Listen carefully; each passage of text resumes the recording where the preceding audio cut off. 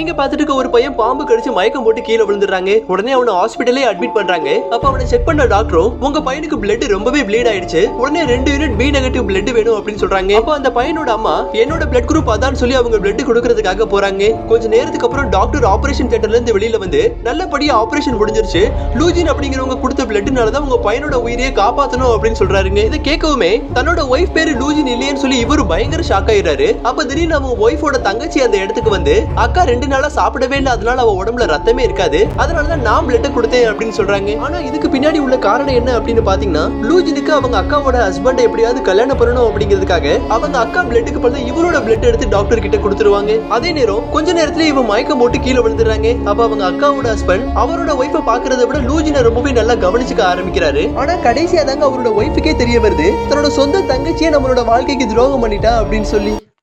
நீ நானும் ஓடிலாமா? அடி செருப்பால பண்ணா பண்ணி பைல அடே வாடி சக்லாத்தி மாமா சக்லாத்தி நைட்ல நூறு விடலான்னு பாக்குறியாடி?